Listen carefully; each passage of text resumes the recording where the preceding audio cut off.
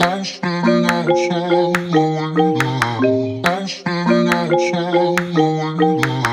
I'm standing outside the window. I'm standing outside the window. I'm standing outside the window. Hey folks, Ray from DCRainmaker.com here. Today I've got Garmin's Fenix 5 and I'm going to do a bit of a test on instant pace stability. So what that means is how quickly the watch responds to changes in pace. So for example, as I go from being stopped here to starting running up to a normal pace, how quickly it catches up to my actual pace, and then as I'm running steady state, how smooth that pace is. In other words, if I'm running a 7:30 a mile, for example, will it maintain that 7:30 mile plus or minus a few seconds or so as I do that as well? And then finally, as I stop, for example, how quickly will it show that I'm stopped? And those are kind of the three core scenarios. Another scenario I'll probably go and talk about briefly and show is shifts in pace. So if I go from, say, a 7:30 mile and drop it down to like a 6:30 a mile, then how quickly is that pace? And I'm doing minutes a mile because that's just what I happen to do. If you're metric, this all still applies. You can see, obviously how easily instant pace shifts. So don't focus on that too much. What I've got here is a Fenix 5. This is the standard edition. It's not the X or the S. And I've got one data field there, just pace. That's it. Simply just pace. To show you, I'm recording this on a gimbal with the Garmin Verb Ultra 30.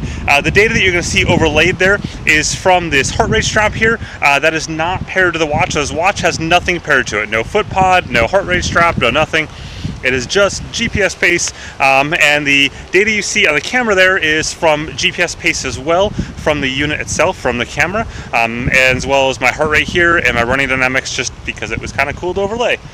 So with that, get started. One last thing to note is that, when I'm running and holding a camera, holding a wrist up like this, that will slightly impact pace a little bit. So I'm going to kind of double check and do things like this just to make sure that I'm not impacting that pace. The reason is most companies these days will use the accelerometer inside the watch to kind of smooth that GPS pace, and that's certainly the same here as well.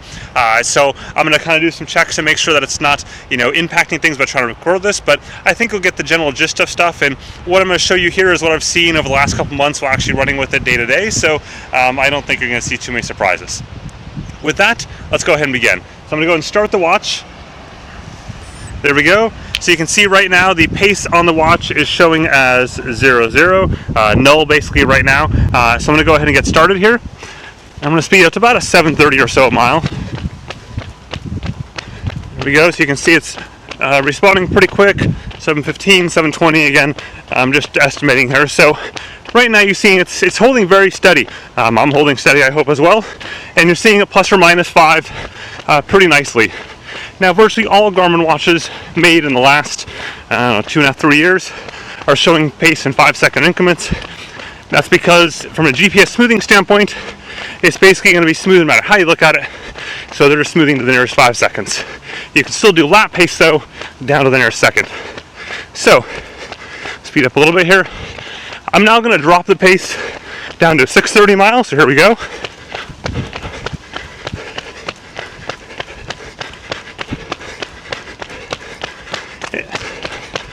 There we go, 6:30, 6:40, perfect. Now I'm guessing that if I had the arm swing, you would have seen it a little bit quicker. And now I'm going a little too fast there, sorry. That's me. 6-minute mile. 6:05. This is me kind of fluctuating pace on the watch.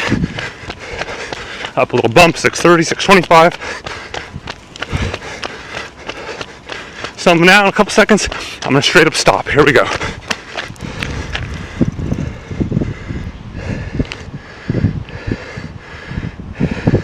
Boom. So, it took probably 3 to 5 seconds to stop from a 6:30 mile.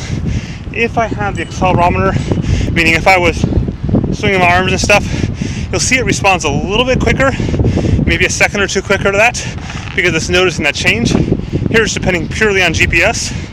Still, that's pretty impressive. I mean, there's no real issues there. It's been holding here at null, so 0 pace, which is good. If I go ahead and start again,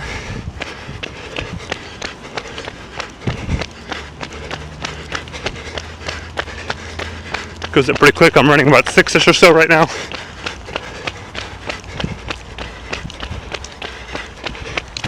Holding it pretty steady, and I'm going to stop as soon as I hit the end of the green. And Done. And there we go. And that's pretty efficient. Like, I would say from a pacing standpoint, no real issues there at all. That's looking exactly like what I see on my normal runs. It's quick, it's efficient. I'm happy with that. Now again, as I mentioned earlier, there is the 5-second increment thing that you saw there, and that is normal on all Garmin wearables in the last 3 or so years. And it's also something we see in other watches do as well. You can get around that. Like if you're trying to pace an interval to say, I don't know, 6:22 a mile, you can use a lap pace. And I actually prefer lap pace for intervals in particular because I'm trying to hit the target for that interval. I don't much care what my exact instant pace is at that point in time. I want to see what my total average pace is for that interval, and I want it to be nailed to exactly my target pace for that interval. So that's why I use lap pace, and I just go ahead and pace it for that. Again, that's ideal for like less than a mile or like a set length of 10 minutes or something like that. It's not so ideal when you're talking about something like a 10 or 15 minute length long segment, because in those cases you're just going to kind of be beyond the threshold of what you'd want from an instant pace variability standpoint. So with that, thanks for watching. Go and whack that like button down below as well as the subscribe button. Also, don't forget to check out the rest of the Fenix 5 playlist. You'll see that up there or there, somewhere like that.